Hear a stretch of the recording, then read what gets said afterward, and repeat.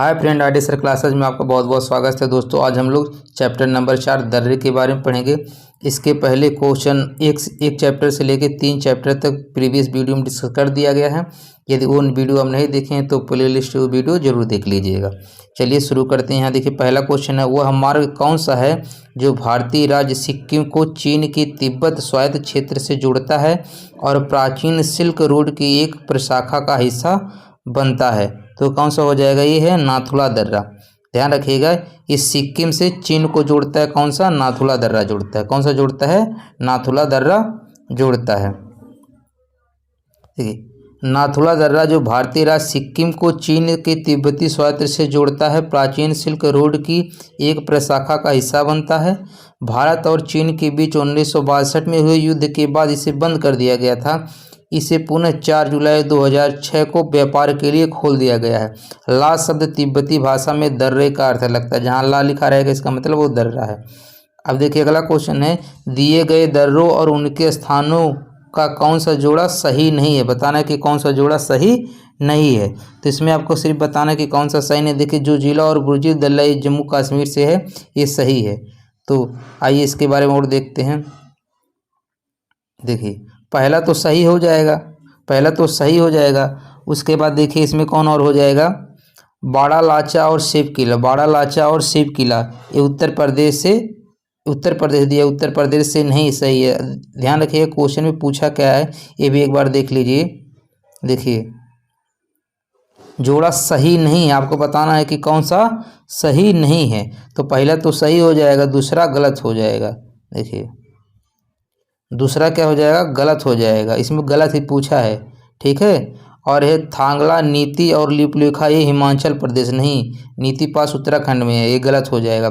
नाथुला और जोलेपदु सिक्किम में है, ये सही है, ठीक है।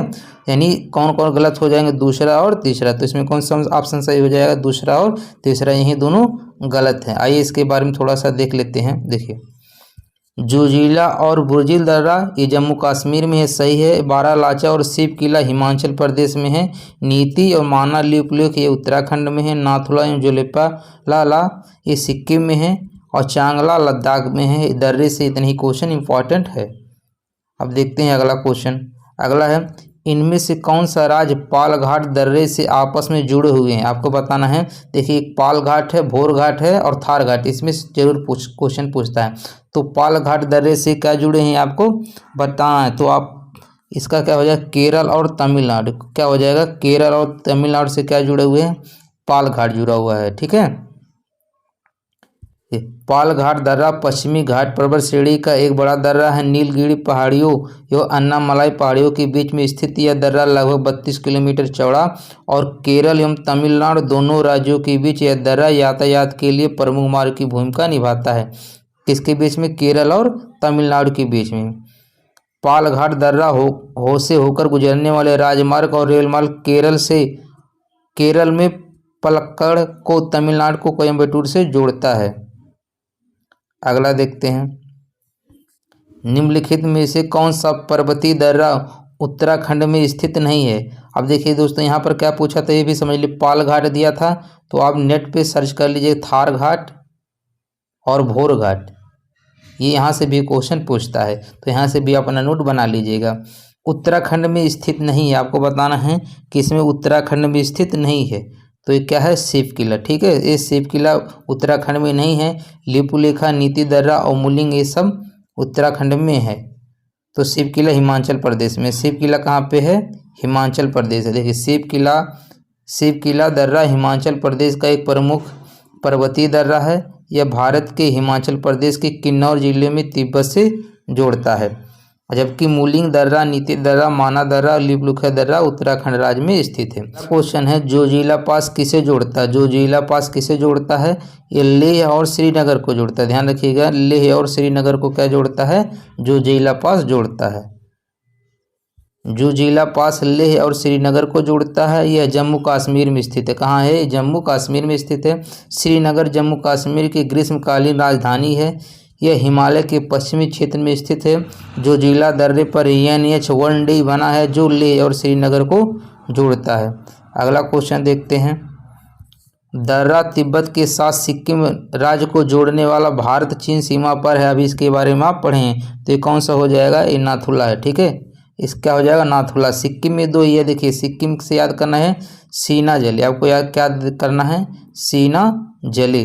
ठीक है, तो सी से सिक्किम हो जाए, ना से नाथुला हो जाएगा, जैसे जोलेप्पा। तो नाथुला और जोलेप्पा ही दो हैं दर्रे, कहाँ पे, सिक्किम में। तो नाथुला और जोलेप्पा आपको ध्यान रखना है।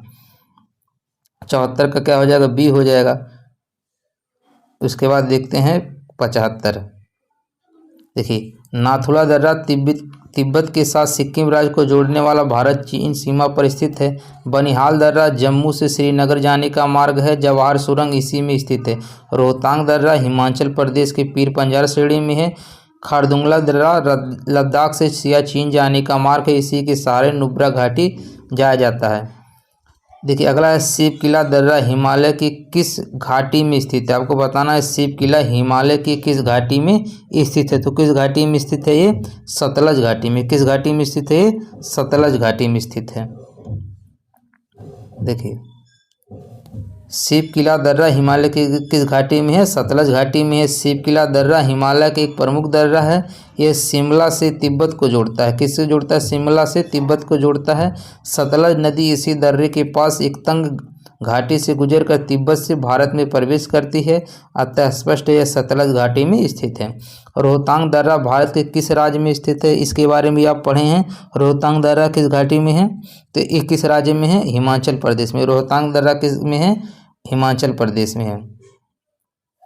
रोहतांग दर्रा मनाली से लगभग 51 किलोमीटर दूर हिमालय पूर्वी पीर पंजाल रेंज पर एक ऊंचा पहाड़ी दर्रा है। यह कुल्लू घाटी को भारत के हिमाचल प्रदेश के लाहौल और स्पीति घाटियों को जोड़ता है। बस आपको इतने ध्यान रखना है। रोहतांग दर्रा कहाँ पे है, हिमाचल प्रदेश में है। अब हम लोग पढ़ेंगे झील जलप्रपात। यहाँ से भी क्वेश्चन काफ़ी बनते हैं, काफ़ी इंपॉर्टेंट टॉपिक है झील जलप्रपात। दोस्तों आपसे रिक्वेस्ट है, यदि चैनल पे आप न्यू हैं तो प्लीज़ इसको सब्सक्राइब जरूर कर दीजिएगा। आपको वीडियो अच्छा लगेगा तो लाइक कमेंट करके फीडबैक जरूर दीजिएगा। अब देखिए चिल्का झील उड़ीसा राज्य में स्थित भारत के सबसे बड़े खारे पानी की झील के दक्षिणी ओर स्थित है। किसके दक्षिणी ओर स्थित है, आपको बताना है, जो चिल्का झील है। ये भी ध्यान रखिएगा कि यहाँ से देखिए पहला क्वेश्चन यही बन जाता है कि चिल्का झील कहाँ पे है, तो उड़ीसा राज्य में। चिल्का झील कहाँ पे है, उड़ीसा राज्य में है। और यह भारत की सबसे बड़ी खारे पानी की झील है। चिल्का झील क्या है, भारत की सबसे बड़ी खारे पानी की झील है। ये भी ध्यान रखिएगा। कह रहा है कि के दक्षिण ओर स्थित है, महानदी डेल्टा के दक्षिण ओर स्थित है। कहाँ पे है, महानदी डेल्टा के दक्षिण ओर स्थित है। तो यहाँ से देखिए 3 क्वेश्चन आपको बन जाएगा, आपको समझ में आ गया होगा। चिल्का झील भारत की ही नहीं बल्कि एशिया की सबसे बड़ी और विश्व की दूसरी सबसे बड़ी समुद्री झील है। यह झील समुद्र का ही भाग है जो महानदी द्वारा लाए गए मिट्टी के जमा हो जाने से समुद्र से अलग हो गई है। निम्नलिखित में से कौन सा झील मणिपुर में स्थित है, तो एकमात्र यही है लोकटक झील। ठीक है, क्या है, एकमात्र लोकटक झील है। यहाँ से और क्वेश्चन बनता है, लोकटक झील भारत में ताजे पानी की एक बड़ी झील है। यह झील मणिपुर की राजधानी इम्फाल से 53 किलोमीटर दूर और दीमापुर रेलवे स्टेशन के निकट है। ये सब नहीं पूछेगा, बस आपको ध्यान रखना है ये मणिपुर में कौन है, लोकटक है। यही क्वेश्चन यहाँ ध्यान रखेगा। ये क्वेश्चन पूछता है केबुल लामजाओ नेशनल पार्क कहाँ स्थित है, तो ये लोकटक झील में है। ठीक है, केबुल लामजाओ नेशनल पार्क इसी झील में स्थित है, जो विश्व का एकमात्र तैरता हुआ नेशनल पार्क है। एकमात्र तैरता हुआ नेशनल पार्क कौन है, ये भी क्वेश्चन पूछेगा, तो क्या हो जाएगा, केबुल लामजाओ नेशनल पार्क हो जाएगा। अगला है चिल्का झील स्थित, अभी सेम यही क्वेश्चन बताएं, चिल्का झील कहाँ है, चिल्का झील उड़ीसा में है। कहाँ पे है, चिल्का झील उड़ीसा में। इसको याद करने का देखो दोस्तों ट्रिक भी होता है। चिल्का एक प्रकार की पक्षी होता है जो क्या होते हैं, उड़ते हैं। ठीक है, चील जो क्या होते हैं, देखिए चिल्का मतलब समझिए चील एक पक्षी होता है जो क्या होता है, उड़ता है। ठीक है, तो चिल्का क्या हो जाएगा, उड़ीसा हो जाएगा। 79 के बाद देखते हैं क्वेश्चन नंबर 80। देखिए झील भारत की सबसे बड़ी खारे पानी की झील है, या भारत की सबसे बड़ी झील भी है। अभी इसी के बारे में पढ़े तो कौन हो जाएगा, ये चिल्का हो जाएगा। क्या हो जाएगा, चिल्का ये खारे पानी का झील है। तो इसका कौन सा ऑप्शन सही हो जाएगा, बी हो जाएगा। इसके बारे में सेम आप पढ़ चुके हैं।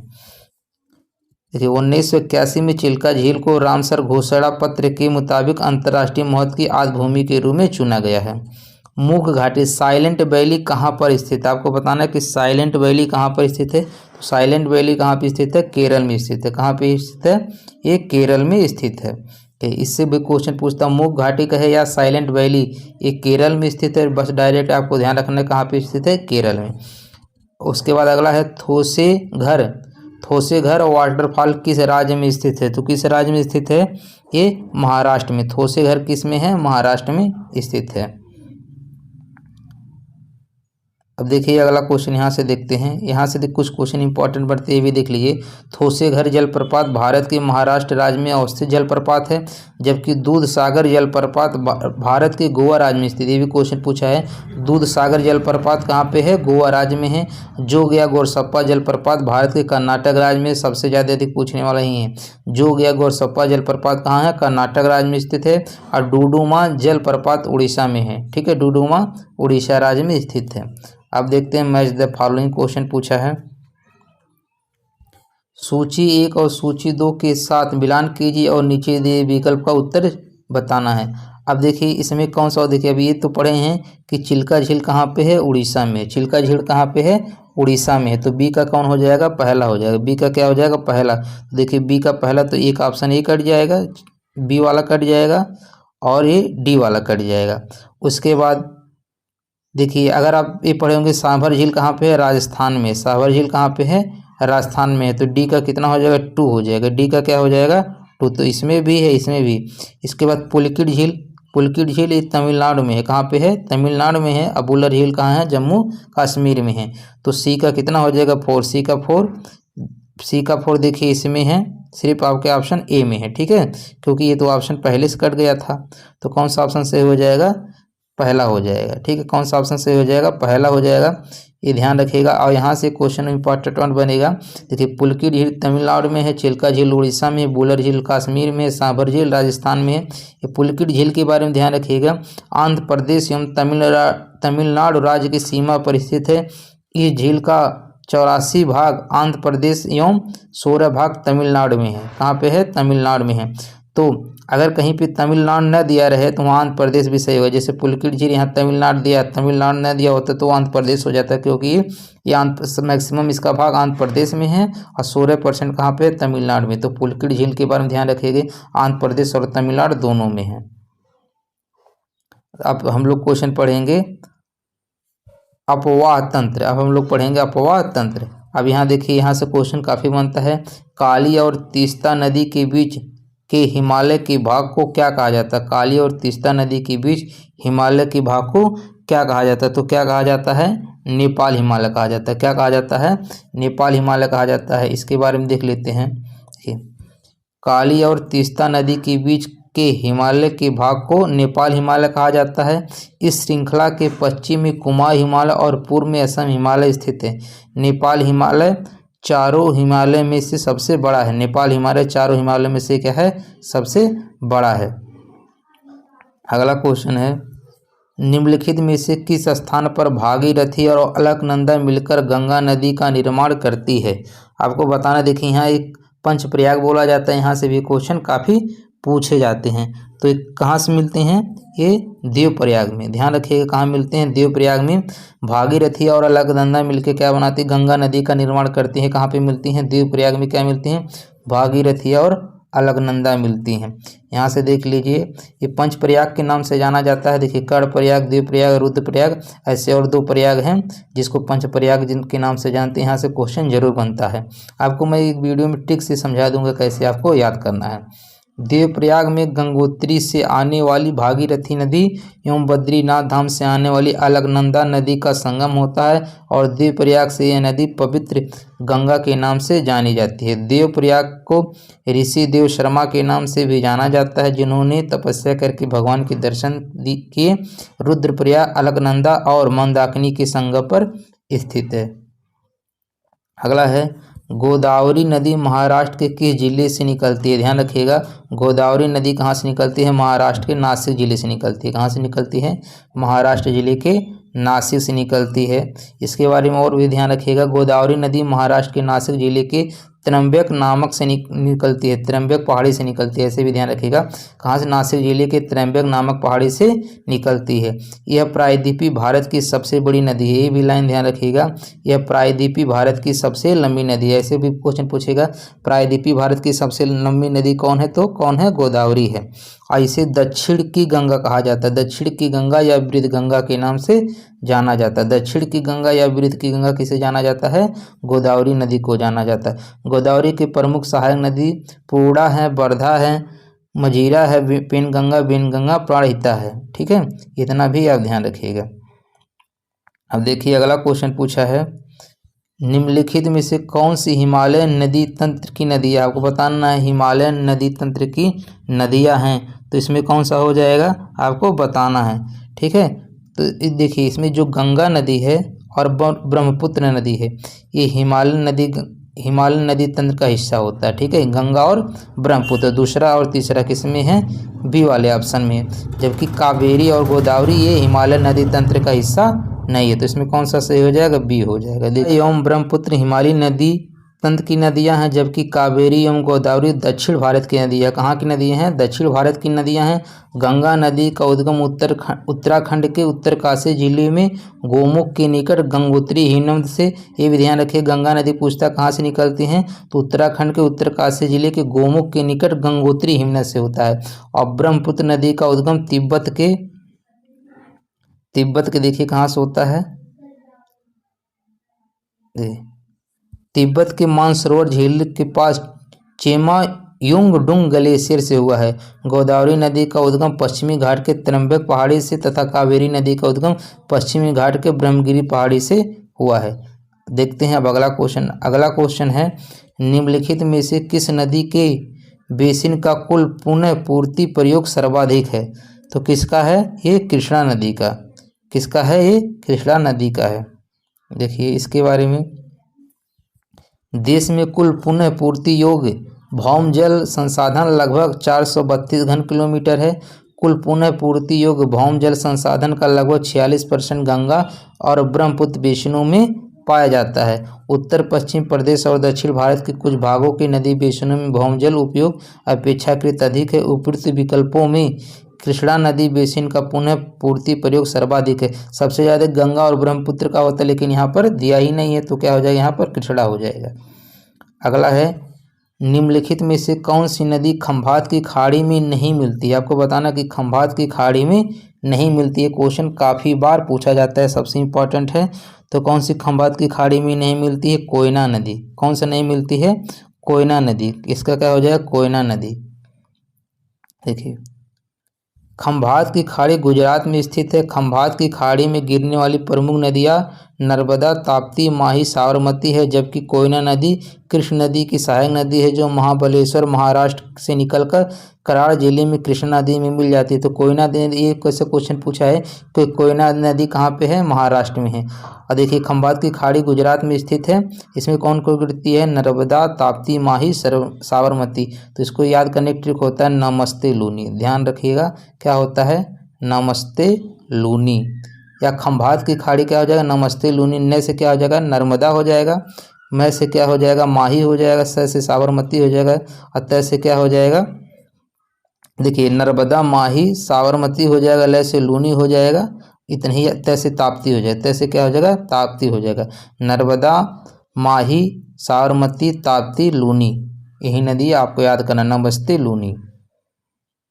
अगला है, निम्नलिखित में से कौन सा विकल्प भारतीय प्रायद्वीप में पश्चिम की ओर बहने वाली दूसरी सबसे बड़ी नदी है? पश्चिम की ओर। ठीक है, देखिए उत्तर ये हो गया ऊपर की तरफ, नीचे दक्षिण, ये पूरब हो गया, ये पश्चिम। तो ये पूछ रहा पश्चिम की तरफ बहने वाली नदी कौन सी है? दूसरी सबसे बड़ी पश्चिम की ओर बहने वाली नदी कौन सी है? देखिए सबसे पहली सबसे बड़ी नदी होती है नर्मदा। क्या होती है? नर्मदा। और दूसरा क्या होता है? तापी। तापी या ताप्ती कहीं लिखा रहेगा, तापी या ताप्ती एक ही है। ठीक है, तो दूसरा कौन सबसे बड़ी नदी बहता है? ताप्ती। अब पहला पूछा होता तो क्या हो जाता? नर्मदा हो जाता। तो इसमें कौन सा हो जाएगा? पहला ऑप्शन, दूसरा ऑप्शन सही हो जाएगा। ताप्ती नदी को तापी नदी के भी कहा जाता है। ताप्ती नदी को तापी नदी भी कहा जाता है। यह नदी मध्य भारत, दक्षिण मध्य प्रदेश राज्य दक्कन के पठार में ग्वालियर पहाड़ियों से निकलती है। जो पश्चिम की ओर सतपुड़ा श्रेणी के दो पहाड़ों के बीच से होकर महाराष्ट्र राज्य के जलगांव पठारों को पार करके गुजरात राज्य में सूरत होते हुए खंभात की खाड़ी में गिरती है। यह पश्चिम की ओर बहने वाली दूसरी सबसे बड़ी नदी है, जबकि नर्मदा नदी पश्चिम की ओर बहने वाली सबसे बड़ी नदी। इसमें आपको दो ही चीज़ ध्यान रखना है, पश्चिम की ओर बहने वाली सबसे बड़ी नर्मदा नदी है और दूसरी क्या है, तापी नदी है। कौन है, तापी नदी। अच्छा, जो खंभात की खाड़ी में गिरता है वो भी पश्चिम की ओर ही गिरता है, तो खंभात की खाड़ी पूछे या ये पूछे, दोनों एक ही बात होगा। निम्नलिखित में से कौन सी नदी उत्तर पिनाकिनी के नाम से भी जाना जाता है? तो उत्तर पिनाकिनी नाम से जाना जाता है, कौन सी नदी जाना जाता है? तो ध्यान रखिएगा, पै से पिनाकिनी, पै से पेन्नार, क्या हो जाएगा, पेन्नार हो जाएगा। ठीक है, बस इसके बारे में इतना ही आपको ध्यान रखना है कि पेन्नार नदी को उत्तर पिनाकिनी नाम से जाना जाता है, उत्तर पिनाकिनी नाम से जाना जाता है। देखिए, कावेरी नदी का ब्रह्मगिर की चोटी से उद्गम होता है, वैगई का कड्डन मणिकन्यूर पश्चिमी घाट मदुरई के समीप है, कृष्णा महाबलेश्वर और ब्राह्मणी दुधवा पहाड़ी से होता है। अब देखते हैं अगला क्वेश्चन, निम्नलिखित में से कौन सी नदी यमुना से नहीं मिलती है? आपको बताना है कि कौन सी नदी यमुना से नहीं मिलती है। ऐसे भी कह सकते हैं यमुना की सहायक नदी नहीं है, तो ये पढ़ेंगे कि केन बेतवा चंबल, केन बेतवा चंबल यमुना की सहायक नदी होती है, तो जो सहायक नदी नहीं होगी वो नहीं मिलेगी, तो कौन सा हो जाएगा इसका, सोन नदी हो जाएगा। क्या हो जाएगा इसका, सोन नदी हो जाएगा। यमुना नदी गंगोत्री हिमनद से निकलती है, गंगा की समांतर बहती हुई प्रयागराज इलाहाबाद में गंगा में मिल जाती है। और ध्यान रखिए, गंगा की सबसे बड़ी सहायक नदी कौन होती है, यमुना नदी होती है। मैदानी क्षेत्र में चंबल सिंध बेतवा की नदियाँ यमुना में मिलती हैं, जबकि सोन अमरकंटक से निकलती है और पटना के समीप गंगा में मिलती है। ध्यान रखिए, सोन किससे मिलती है, गंगा से मिलती है। 92 के बाद देखते हैं क्वेश्चन नंबर 93, नर्मदा के अतिरिक्त कौन सी दूसरी नदी अमरकंटक से निकलती है? तो कौन सी निकलती है आपको बताना। दोस्तों ध्यान रखिएगा, बहुत लोग करते हैं कि नर्मदा ताप्ती एक साथ पढ़ते हैं, तो लोग लगता है अमरकंटक से ताप्ती नदी निकलती है, नहीं। अमरकंटक से नर्मदा निकलती है, उसके बाद सोन नदी निकलती है। कौन नदी निकलती है, सोन नदी निकलती है। तो कौन सा हो जाएगा इसका, डी हो जाएगा। यहाँ पर गलती से जरूर बचिएगा, क्योंकि यहाँ ताप्ती भी दिया रहा है, नर्मदा के बाद लोग ताप्ती ध्यान रखते हैं तो ताप्ती मार देते हैं कि अमरकंटक से नर्मदा ताप्ती होता है, नहीं, वो सोन निकलता है, ताप्ती नहीं निकलता है। सोन नदी स्वर्ण नदी गंगा नदी की दाहिने तट की मुख्य सहायक नदी है, जिसका उद्गम अमरकंटक पठार नर्मदा के स्रोत के समीप से होता है और पटना के समीप गंगा से मिल जाती है। सोन की लंबाई 784 किलोमीटर है। सोन नदी की मुख्य सहायक नदी रिहिंद नदी और कोयल नदी है। अन्य सहायक नदियाँ गोपद नदी और कन्हर नदी है। ये सब याद करने की जरूरत नहीं है, दिया है तो पढ़ लेते हैं बस। निम्नलिखित में से कौन सा युग्म सुमेलित नहीं, आपको बताना इसमें सुमेलित नहीं है, तो ध्यान रखिएगा इसमें सुमेलित नहीं है पूछा है। देखिए, कावेरी नदी मैसूर के पठार से निकलता है, ताप्ती नदी बैतूल के पठार से निकलता है। ध्यान रखिएगा, ये ताप्ती नदी कहाँ से निकलता है, ये अमरकंटक पठार से नहीं निकलता, कहाँ से निकलता है, बैतूल के पठार से निकलता है। और सोन नदी पिंडरा का पठार है, सुमेलित नहीं है। और गोदावरी नदी तंब्रक के पठार से निकलता है, इसके बारे में ऊपर आप पढ़ ही लिए हैं। देखिए इसका कौन दिए गए विकल्प में कावेरी नदी, ताप्ती नदी एवं गोदावरी नदी का उद्गम स्थान क्रमशः मैसूर के पठार, बैतूल का पठार एवं त्र्यंबक का पठार है, जबकि सोन नदी का उद्गम स्थल अमरकंटक की पहाड़ी है। सोन नदी का उद्गम कहाँ है, अमरकंटक की पहाड़ी, इसमें दिया है पिंडरा का पठार, इसलिए क्या है, गलत है। अब देखते हैं अगला क्वेश्चन, काबिनी हेमवती अमरावती कौन सी नदी की सहायक नदियाँ है? तो कौन सी नदी की सहायक नदियाँ हैं, ये कावेरी की है। देखिए कैसे काबिनी कैसे कावेरी, ऐसे याद कर सकते हैं। काबिनी हेमावती और अमरावती किसकी सहायक नदियाँ हैं, कावेरी की सहायक नदियाँ हैं। इसके बारे में यहाँ से देख सकते हैं।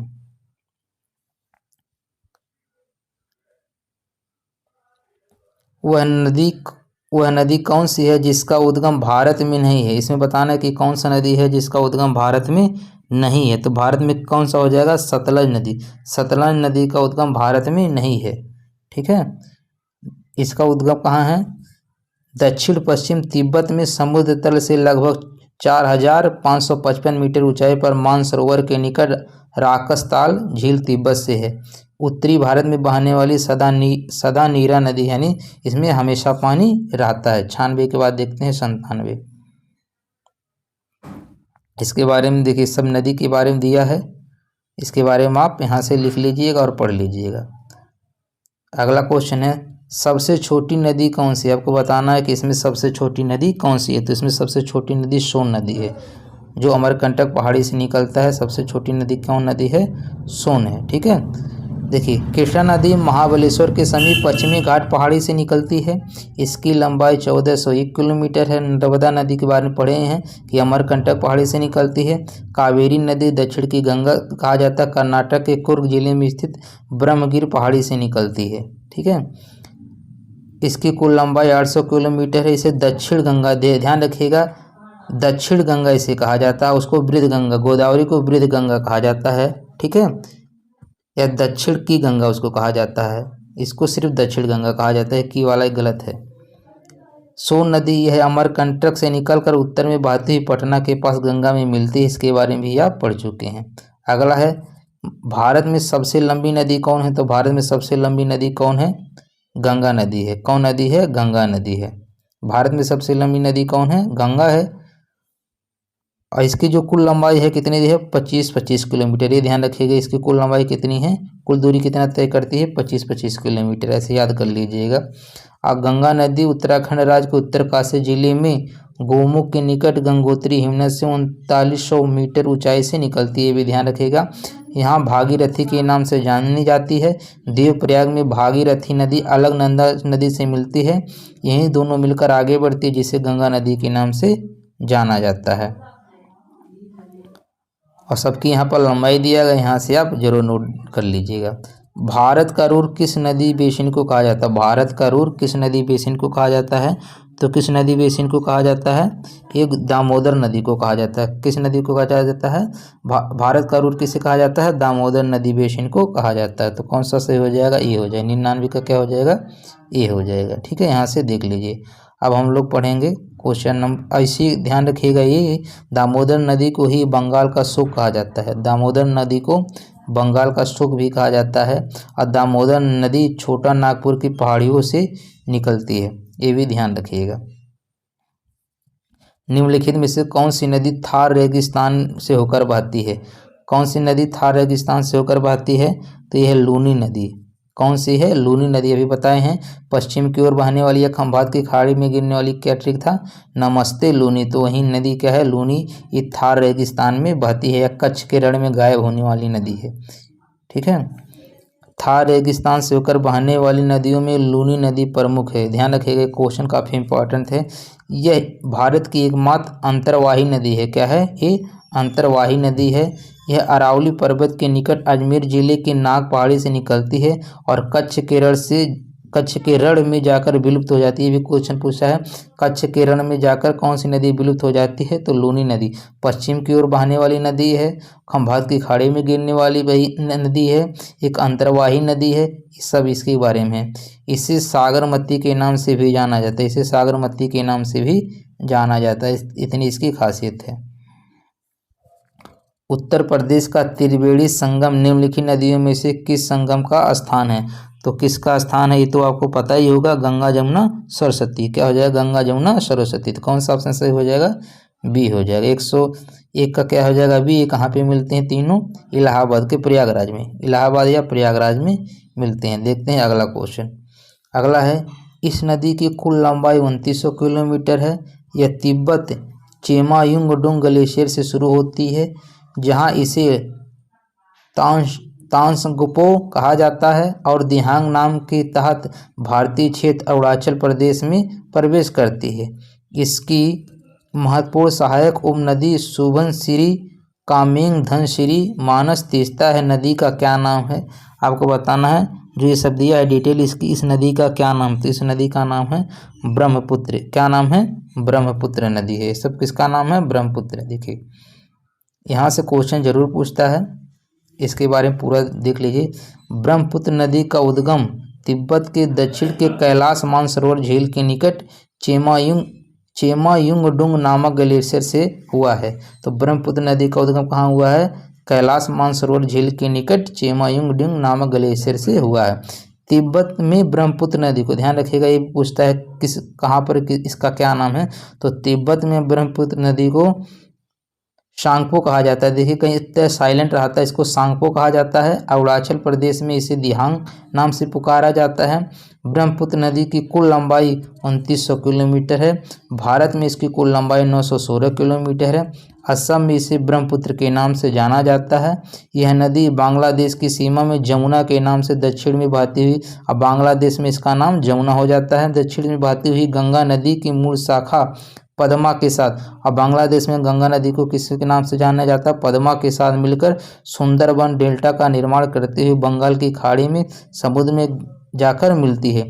इसकी प्रमुख सहायक नदियाँ सुमनसिरी, कामेंग, धनसिरी, मानस, तीस्ता, दिबांग, सेसरी है। तो ये भी ध्यान रखिएगा, गंगा को बांग्लादेश में पद्मा के नाम से जाना जाता है और ब्रह्मपुत्र को जमुना, और जब दोनों ही आपस में मिलती है इस धारा को मेघना के नाम से जाना जाता है। जो इसकी संयुक्त धारा होती है किस नाम से जाना जाता है, मेघना के नाम से जाना जाता है। अगला है निम्नलिखित में से किस नदी का समागम अरब सागर में है। आपको बताना है कि कौन सी नदी है जिसका समागम अरब सागर में है।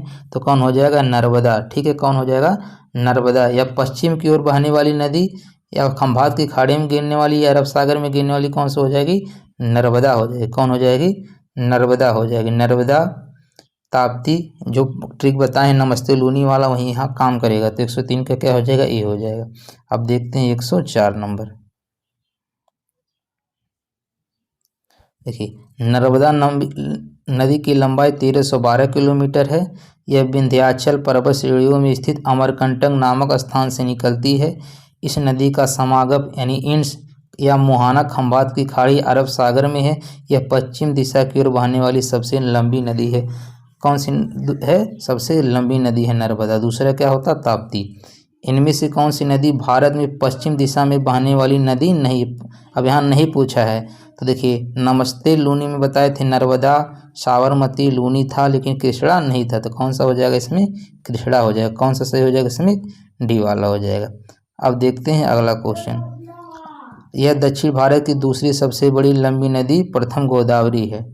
दक्षिण भारत की देखिए दक्षिण भारत की दूसरी सबसे लंबी नदी है। अब प्रथम नदी आप ऊपर पढ़े हैं कि कौन था, गोदावरी था। ठीक है, भारत की 3 महत्वपूर्ण नदियों का स्रोत हिमालय स्थित मानसरोवर झील के निकट है। बताइए यह कौन सी 3 नदियां हैं। यह तीन कौन सी नदियां हैं, तो ये हैं ब्रह्मपुत्र नदी, सतलुज नदी और सिंध नदी। ठीक है, ब्रह्मपुत्र, सतलुज और सिंध नदी ये कहाँ से निकलती हैं, मानसरोवर झील के निकट निकलती है। भाई यमुना तो नहीं हो सकता है क्योंकि ये भारत से निकलती है। यहाँ भी यमुना है, यहाँ भी यमुना है। तो ऑप्शन सीधे सीधे कौन हो जाएगा, बी हो जाएगा। ठीक है, ब्रह्मपुत्र नदी के बारे में अभी पूरा पढ़े हैं। अब देखते हैं अगला क्वेश्चन। दक्षिण भारत की नदियाँ प्रमुख रूप से निम्न से कौन सी अपवाह तंत्र रखती है। आपको बताना है दक्षिण भारत की जो नदियाँ हैं कौन सी अपवाह तंत्र रखती हैं। तो कौन सी अपवाह तंत्र रखती हैं, ये वृक्षनुमा रखती है। कौन से रखती हैं, वृक्षनुमा रखती हैं। ये भी क्वेश्चन काफ़ी इम्पॉर्टेंट है। इसी के साथ एक गंगा वाला भी पूछता है। देखिए दक्षिण भारत की नदियाँ मुख्यतः वृक्षनुमा अपवाह तंत्र रखती हैं, जबकि गंगा, ब्रह्मपुत्र, सतलज नदियाँ पूर्ववर्ती अपवाह प्रारूप का अनुसरण करती है। दोनों ध्यान रखिएगा, दक्षिण की भारत की नदियाँ वृक्षनुमा, ठीक है, और ये गंगा, ब्रह्मपुत्र, सतलज की नदियाँ जो होती हैं पूर्ववर्ती अपवाह प्रारूप का अनुसरण करती हैं। अगला है नदी के प्रवाह को मापने के लिए निम्न में से कौन सा उपयोग होता है। तो नदी के प्रवाह को मापने के लिए क्या यूज किया जाता है, क्यूसेक किया जाता है। क्या किया जाता है, क्यूसेक का प्रयोग किया जाता है। नदी के प्रवाह को मापने के लिए क्यूसेक मीटर का प्रयोग किया जाता है। फीबोट स्केल पर समुद्र में हवा की गति, रिक्टर स्केल पर भूकंप की तीव्रता और एनेमोमीटर में पृथ्वी तल पर हवा की गति मापी जाती है। तो इसमें देखिए क्यूसेक वाला तो इसमें पूछा है, रिक्टर स्केल पर भूकंप की तीव्रता मापी जाती है, ये भी क्वेश्चन पूछा है। एनेमोमीटर से हवा की गति मापी जाती है, ये भी क्वेश्चन पूछा है। अगला क्वेश्चन है गोदावरी नदी महाराष्ट्र के जिले से पश्चिमी घाट के ढलानों से निकलती है। तो इसके बारे में पढ़ चुके, गोदावरी नदी कहाँ से निकलती है, महाराष्ट्र के नासिक जिले से निकलती है। 108 के बाद देखते हैं 109 नंबर। देखिए अब हम लोग पढ़ेंगे नदी घाटी परियोजना। अब हम लोग पढ़ेंगे नदी घाटी परियोजना। इसमें देखिए पहला क्वेश्चन है निम्नलिखित में से किस नदी को बिहार का शोक कहा जाता है। तो इसके बारे में भी ऊपर पढ़े हैं। बिहार का शोक किसको कहा जाता है, कोसी नदी को कहा जाता है। बिहार का शोक किस नदी को कहा जाता है, कोसी नदी को कहा जाता है। और अभी ऊपर इसके बारे में पढ़े थे कि दामोदर नदी को किसका शो कहा जाता है, आपको कमेंट करके बताना है। तो बिहार कोसी को का क्या कहा जाता है, बिहार का शो कहा जाता है। कोसी नदी को बिहार का शो कहा जाता है क्योंकि वर्षा के दिनों में ये उत्तरी बिहार में भीषण तबाही का कारण बनती हैं। कोसी नदी तिब्बत चीन से निकलती है और नेपाल होते हुए भारत में प्रवेश करती है। पोंग बांध किस राज्य में ब्यास नदी पर बनाया गया, आपको बताना। पोंग बांध देखिए, दो बांध जरूर याद रखिए, एक पोंग बांध है, इसी तरह एक थिन बांध है, दोनों काफ़ी पूछा जाता है। तो पोंग बांध किस राज्य में ब्यास नदी पर बनाया जाता है, तो कहाँ पे है, हिमाचल प्रदेश में। पोंग बांध किस राज्य में है, ये हिमाचल प्रदेश में है। यहाँ से देख लीजिए कि पोंग बांध हिमाचल प्रदेश में ब्यास नदी पर बनाया गया है। यहीं पर एक जलाशय का निर्माण किया गया है जिसे महाराणा प्रताप सागर नाम दिया गया है। दुलहस्ती परियोजना किस नदी पर स्थित है, आपको बताना है कि दुलहस्ती परियोजना किस नदी पर स्थित है। किस नदी पे है, चिनाब नदी पे। किस पे है, ये चिनाब नदी पे है। दुलहस्ती परियोजना जम्मू कश्मीर के किश्तवाड़ जिले में चिनाब नदी पर स्थित है। ये भी ध्यान रखिएगा, दुलहस्ती परियोजना पूछे किस राज्य में है, तो देखिए ये जम्मू कश्मीर में, ये केंद्र शासित प्रदेश है, अभी केंद्र शासित प्रदेश हो गया है। तो दुलहस्ती परियोजना जम्मू कश्मीर में है और चिनाब नदी पर स्थित है। बस इतना ही आपको ध्यान रखना है। अगला है कि नागा अर्जुन सागर बांध किस नदी पे है, तो अर्जुन जी किसके साथ आते थे, कृष्ण जी के साथ थे। तो नागा अर्जुन सागर बांध किस नदी पे हो जाएगा, ये कृष्णा नदी पे हो जाएगा। किस नदी पे हो जाएगा, कृष्णा नदी पे। देखिए नागार्जुन सागर बांध कृष्णा नदी पे हो जाएगा। पोलावरम सिंचाई परियोजना गोदावरी नदी, रामगंगा परियोजना रामगंगा नदी, शिव समुद्रम परियोजना कावेरी नदी पे हो जाएगा। अगला क्वेश्चन है, उकाई बांध भारत के निम्नलिखित में से किस राज्य में है, यह उस राज्य का दूसरा सबसे बड़ा बांध है। तो किस राज्य में आपको बताना है, तो कौन सा हो जाएगा, ये गुजरात में। उकाई बांध कहाँ पे है, गुजरात में, ये ध्यान रखिएगा, कहाँ पे है, गुजरात में है। देखिए उकाई बांध ताप्ती नदी पर, किस नदी पे है, ताप्ती नदी पर गुजरात राज्य के सूरत जिले में बनाया गया है। उकाई परियोजना भारत की नदी घाटी परियोजनाओं में से एक है। सरदार सरोवर बांध गुजरात का सबसे बड़ा और देश का दूसरा सबसे बड़ा बांध है। ध्यान रखिएगा, गुजरात का सबसे बड़ा है और देश का दूसरा सबसे बड़ा है। 113 के बाद देखते हैं क्वेश्चन नंबर 114। अगला क्वेश्चन है, तमिलनाडु में किस जिले में कलनई के नाम से जाना जाने वाला ग्रैंड एनीकट बांध, जो कि सबसे पुराने बांधों में से एक है, स्थित है। तो इसका कौन सा हो जाएगा, ये तिरुचिरापल्ली। इसका क्या नाम है, तिरुचिरापल्ली नाम है। ठीक है, कभी कभी ऐसे एक दो क्वेश्चन पूछा जाएगा जो आप नहीं सुने होंगे। ठीक है, कलनई एक प्राचीन बांध है जो भारत में तमिलनाडु राज्य के तंजावुर जिले में कावेरी नदी पर बनाया गया है। अब देखिए कभी कभी कुछ क्वेश्चन रिपीट कर देता है तो वहाँ से आपका फायदा हो जाएगा अगर पढ़े रहेंगे। अगला नदी है कि भाखड़ा बांध किस नदी पर बना हुआ है। ये कई बार पूछा है कि भाखड़ा बांध जो है किस नदी पे बना हुआ है, तो ये सतलज नदी पे बना हुआ है। किस नदी पे बना हुआ है, सतलज नदी पे बना हुआ है। बस इसके बारे में इतना ही पूछा जाता है कि भाखड़ा बांध, और ये भी ध्यान रखिएगा किस राज्य में है, तो हिमाचल प्रदेश राज्य में है। भाखड़ा बांध हिमाचल प्रदेश के बिलासपुर जिले में सतलज नदी पर बनाया गया है और यह बांध 261 मीटर ऊंचे टिहरी बांध के बाद भारत की दूसरी सबसे ऊंचा बांध है। सबसे पहला ऊंचा बांध कौन है, टिहरी बांध है, उसके बाद कौन है, भाखड़ा बांध है। ठीक है,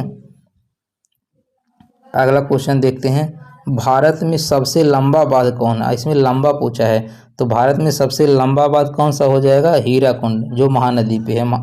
कहाँ पे है, महानदी पे बना है।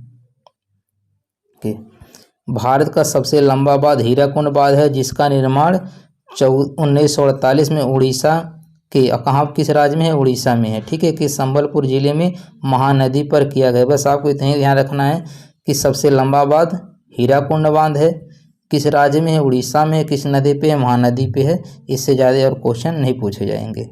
ठीक है, अगला क्वेश्चन है, कोडनुकुलम परियोजना किस राज्य में स्थित है, तमिलनाडु में है। ठीक है, कोडनुकुलम परियोजना किस राज्य में है, ये तमिलनाडु में है। कहाँ पे है, तमिलनाडु में है। उसके बाद अगला है श्री शैलम बांध किस नदी पर बनाया गया है? तो कृष्णा नदी पे बनाया गया है। श्री शैलम बांध किस नदी पर बनाया गया है? कृष्णा। तो देखिए श्री लगा हुआ, तो श्री हम लोग किसके लिए लगाते हैं? भगवान जी के लिए। यहाँ पर श्री कृष्णा क्या हो जाएगा? श्री कृष्णा। तो श्री किसके लिए लगाएंगे? भगवान के लिए। भगवान यहाँ पे कौन है? कृष्णा जी हैं। ठीक है, तो श्री कृष्णा बस आपको ऐसे लिखेंगे तो अपने आप दिमाग में याद हो जाएगा। श्री शैलम बांध कृष्णा नदी पर कुर्नूल आंध्र प्रदेश, बस ध्यान रखिए कहाँ पे है? आंध्र प्रदेश और महबूबनगर तेलंगाना जिलों के मध्य अवस्थित है। आंध्र प्रदेश और तेलंगाना के मध्य स्थित है। बस इतने ही आपको ध्यान रखना है। अगला है पैठन जल विद्युत परियोजना किस राज्य में स्थित है? पैठन जल विद्युत परियोजना किस राज्य में स्थित है? तो किस राज्य में स्थित है? ये महाराष्ट्र में। पैठन जल विद्युत परियोजना कहाँ है? महाराष्ट्र में। देखिए इसको याद कैसे करेंगे? पैठन से याद कर लीजिए पठान। पठान मूवी कहाँ पे बनता है? महाराष्ट्र में ही तो बनता है। शाहरुख खान कहाँ रहता है? महाराष्ट्र में रहता है। तो पैठन से पठान, पठान से क्या हो जाएगा? महाराष्ट्र। तो ऐसे याद करेंगे तो थोड़ा आपको ज़्यादा देर तक दिमाग में बना रहेगा। बस आपको इतने ध्यान रखना कि पैठन जल विद्युत परियोजना कहाँ पे है? महाराष्ट्र में है। अब देखते हैं अगला क्वेश्चन 119 के बाद क्वेश्चन नंबर 120 के। अब पूछा चमेरा बांध किस नदी पर बनाया गया है? तो चमेरा बांध किस नदी पे बनाया गया है? ये रावी नदी पे बनाया गया है। किस नदी पे बनाया गया है? रावी नदी पर बनाया गया है। ठीक है, चमेरा बांध हिमाचल प्रदेश में, ये भी ध्यान रखिए कहाँ पे है? हिमाचल प्रदेश में है। इसे रावी नदी पर बनाया गया है। किस पे बनाया गया है? रावी नदी पर। भारत के किस राज्य में सबसे ज़्यादा बांध है?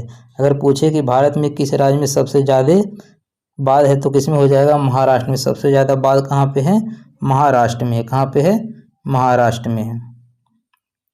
अगला क्वेश्चन है भारत का सबसे ऊंचा बांध, अभी पढ़े हैं कि भारत का सबसे ऊंचा बांध कहाँ पे है? ये टिहरी है। भारत का सबसे ऊंचा बांध कौन है? टिहरी है। देखिए टिहरी बांध भारत का सबसे ऊंचा और विश्व का 5वां सबसे ऊंचा बांध है। इसकी ऊंचाई 261 मीटर। यह भागीरथी और भिलांगना नदी के संगम पर उत्तराखंड के टिहरी जिले में है। तो ये भी ध्यान रखिएगा, सबसे पहले भारत का सबसे ऊंचा बांध टिहरी है और ये कहाँ पे है? भागीरथी और भिलांगना नदी के संगम पे है। तो मैक्सिमम आपको मिलेगा भागीरथी मिलेगा। भागीरथी के साथ भिलांगना नदी भी हो जाएगा। अब कहाँ किस राज्य में है? तो उत्तराखंड में है। ठीक है, इसे स्वामी रामतीर्थ सागर बांध भी कहा जाता है। तो ये वाला पॉइंट जरूर ध्यान रखिएगा। 122 के बाद देखते हैं क्वेश्चन नंबर 123। गंडक सिंचाई परियोजना किन प्रदेशों का एक संयुक्त प्रयास है? आपको बताना है कि गंडक सिंचाई परियोजना किन प्रदेशों का एक संयुक्त प्रयास है। तो किसका एक संयुक्त प्रयास है? ये उत्तर प्रदेश और बिहार। उत्तर प्रदेश और बिहार का संयुक्त सिंचाई परियोजना कौन है? गंडक सिंचाई परियोजना। अगला क्वेश्चन है भारत में कुल सिंचाई का 45% और घरेलू पानी का भूजल रिजर्व से आता है। तो कितना आता है? 80%। 80% भूजल रिजर्व से आता है। भारत में कुल सिंचाई का 45% और घरेलू पानी का 80% भूजल रिजर्व से आता है। अब हम लोग पढ़ेंगे चैप्टर नंबर 8 जलवायु के बारे में। इसमें देखिए भारत की जलवायु को जलवायु कहा जाता है। तो भारत की जलवायु को कौन सी जलवायु कहा जाता है? मानसूनी जलवायु कहा जाता है। क्या कहा जाता है? मानसूनी जलवायु। 125 का कौन सा हो जाएगा? सी हो जाएगा। अब देखते हैं 126 नंबर। भारत की जलवायु को मानसूनी जलवायु कहा जाता है। मानसून का प्रभाव उष्णकटिबंधीय क्षेत्रों में लगभग 20 डिग्री उत्तर एवं 20 डिग्री दक्षिण के बीच रहता है। मानसून का समय जून के आरंभ से लेकर मध्य सितंबर तक 100 से 120 दिनों के बीच होता है। मानसून के आगमन के समय सामान्य वर्षा में अचानक वृद्धि हो जाती है। लगातार कई दिनों तक यह जारी रहता है। अगला है ग्रीष्म काल में उत्तरी मैदानों में बहने वाली पवन कहलाती है। ग्रीष्मकालीन में उत्तरी मैदानों में बहने वाली पवन कहलाती है। तो कौन सा पवन कहलाती है? ये लू कहलाती है। क्या कहलाती है? लू। गर्मी में जो ग्रीष्म काल होता है उसमें कौन सा पवन बहता है? लू बहता है। कहते हैं ना कि लू चल रहा है। ग्रीष्म ऋतु में उत्तरी मैदानों में बहने वाली पवन को लू कहा जाता है। यह गर्मियों में उत्तर पूर्व या पश्चिम से पूर्व में चलती है। लू की वजह से तापमान में भारी वृद्धि होती है जो लगभग 45 डिग्री सेंटीग्रेड तक पहुंच जाता है। इस प्रकार उष्ण हवाएं प्रायः मई और जून महीने में चलती है। अगला क्वेश्चन है निम्नलिखित में से भारत में अक्टूबर की गर्मी का मुख्य कारण क्या है। तो जो अक्टूबर की गर्मी पड़ती है उसका मुख्य कारण क्या है आपको बताना। तो इसमें क्या हो जाता है, उच्च आर्द्रता से जुड़ा तापमान। उच्च आर्द्रता से जुड़ा तापमान ही क्या कहलाता है, अक्टूबर में गर्मी का मुख्य कारण होता है। अब देखते हैं अगला क्वेश्चन। अगला क्वेश्चन है, निम्नलिखित में से किस कारक के कारण भारतीय उपमहाद्वीप में मध्य एशिया की तुलना में अपेक्षाकृत हल्की सर्दियाँ होती है। तो किसके कारण, हिमालय के कारण। एक ऐसा क्या होता है, हिमालय के कारण होता है। हिमालय मध्य एशिया से आने वाली ठंडी हवाओं को भारतीय उपमहाद्वीप में प्रवेश करने से रोकता है। इन पर्वतों के कारण ही भारतीय उपमहाद्वीप मध्य एशिया की तुलना में अपेक्षाकृत हल्की सर्दियों का अनुभव करता है। भारत का निम्नलिखित में से कौन सा स्थान अति विषम प्रकार की जलवायु का अनुभव करता है। आपको बताना कौन सा स्थान है जो अति विषम प्रकार की जलवायु का अनुभव करता है। तो कौन सा करता है, ये दिल्ली। ये कौन करता है, दिल्ली करता है। यहाँ पर गर्मी में अधिक गर्मी पड़ता है और ठंडी में अधिक ठंडी। दिए गए विकल्पों में से दिल्ली अति विषम प्रकार की जलवायु का अनुभव करता है, जबकि मुंबई और चेन्नई उष्णकटिबंधीय जलवायु का अनुभव करते हैं। दिल्ली समुद्र से बहुत दूर होने के कारण अत्यधिक महाद्वीपीय जलवायु का अनुभव करती है, क्योंकि यह चारों तरफ से शहरों से घिरी हुई है तथा ऐसा जल निकाय नहीं है, ऐसा कोई जल निकाय नहीं है जो इसे सर्दियों में गर्म कर सके और समुद्री जलवायु प्रदान कर सके। अब देखते हैं अगला क्वेश्चन। अगला क्वेश्चन है, सर्दियों के मौसम के दौरान उत्तरी पूर्वी देश पर हवा हावी रहती है। वे भूमि से समुद्र की ओर बहती हैं और इसलिए इसे देश के अधिकांश भाग के लिए एक शुष्क मौसम है। तो क्या हो जाएंगे, इसको व्यापारिक पौने कहते हैं। इसको क्या कहते हैं, व्यापारिक पौने कहते हैं। इसको क्या कहते हैं, व्यापारिक पौने कहते हैं। देखिए, सर्दियों के मौसम के दौरान भारत में उत्तरी पूर्वी व्यापारिक पौने देश भर पर हावी रहती हैं। ये पौने भूमि से समुद्र की ओर, ध्यान रखिएगा, भूमि से समुद्र की ओर बहती हैं और इसलिए देश के अधिकांश हिस्सों में शुष्क मौसम होता है। इसके कारण मैदानी इलाकों में सर्दी की बारिश और पहाड़ों में बर्फबारी होती है। ऐसा इसलिए होता है क्योंकि इस क्षेत्र में ये हवाएं समुद्र से जमीन की ओर चलती हैं, जिससे नमी अपने साथ ले जाती हैं। अब देखते हैं अगला क्वेश्चन। अगला क्वेश्चन है, भारतीय उपमहाद्वीप दक्षिण अमेरिका के उत्तरी पूर्वी भाग और उत्तरी ऑस्ट्रेलिया में पाया जाता है। आपको बताना, भारतीय उपमहाद्वीप दक्षिण अमेरिका के उत्तर पूर्वी भाग और उत्तरी ऑस्ट्रेलिया में पाया जाता है। तो किस प्रकार का मानसून पाया जाता है, तो किस प्रकार का मानसून पाया जाता है, उष्णकटिबंधीय मानसून जलवायु। उष्णकटिबंधीय मानसून जलवायु भारतीय उपमहाद्वीप में पाया जाता है। उष्णकटिबंधीय मानसून जलवायु भारतीय उपमहाद्वीप दक्षिणी अमेरिका के उत्तरी पूर्वी भाग और उत्तरी ऑस्ट्रेलिया में पाया जाता है। बस इतना ही आपको ध्यान रखना। देखते हैं अगला क्वेश्चन। अगला क्वेश्चन है, सलाल पन बिजली परियोजना किस नदी पे। सलाल पन बिजली परियोजना किस नदी पे है। तो किस नदी पे है, ये चिनाब नदी पे। किस नदी पे है, चिनाब नदी पे है। देखिए, अब इसको कैसे याद करेंगे, इसका हम ट्रिक बता देते हैं। जब भी पूछे कि सलाल पन बिजली परियोजना किस नदी पे है, देखिए तो पानी बिजली, पन से क्या हो जाएगा, पानी बिजली। पानी बिजली कब मिलेगा, जब चुनाव आता है। कहते हैं ना कि चुनाव आ गया है तो पानी बिजली टाइम से मिलता है। तो पन बिजली यानी पानी और बिजली कब मिलता है, जब चुनाव आता है, यानी चुनाव हो जाएगा। ऐसे इसको ट्रिक से आप याद कर सकते हैं। दोस्तों, यदि आपको वीडियो अच्छा लग रहा हो तो लाइक कमेंट जरूर कीजिएगा और चैनल पर नहीं हो तो प्लीज़ सब्सक्राइब जरूर कर लीजिएगा। ब्यास परियोजना ब्यास नदी पे है। रंजीत सागर रावी नदी पे है। सलाल परियोजना चिनाब नदी पे है। तुलबुल परियोजना झेलम नदी पे। कई बार पूछा है दुलहस्ती और बगलीहार, ये भी क्वेश्चन पूछता है। दुलहस्ती बगलीहार यह किस नदी पे, चिनाब नदी पे। ठीक है, अगला क्वेश्चन है, भारत के उत्तरी पश्चिमी भाग में निम्न में से किस एक के कारण शीतकाल के दौरान वर्षा होती है। शीतकाल के दौरान वर्षा होती है, तो किसके कारण होती है, पश्चिमी विक्षोभ के कारण। ये क्वेश्चन काफ़ी इंपॉर्टेंट है।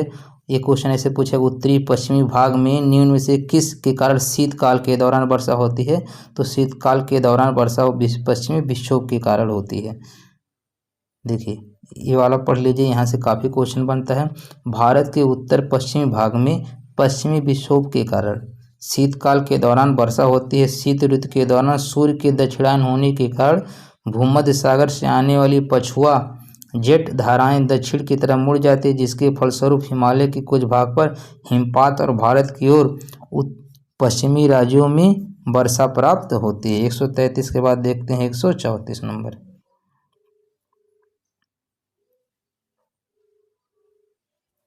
भारत में ग्रीष्मकालीन मानसून के प्रवाह की सामान्य दिशा निम्नलिखित में से कौन है? ठीक है, तो कौन सा इसमें? दक्षिण पश्चिम से उत्तर पूर्व। ग्रीष्मकालीन जो मानसून के प्रवाह की दिशा कौन है?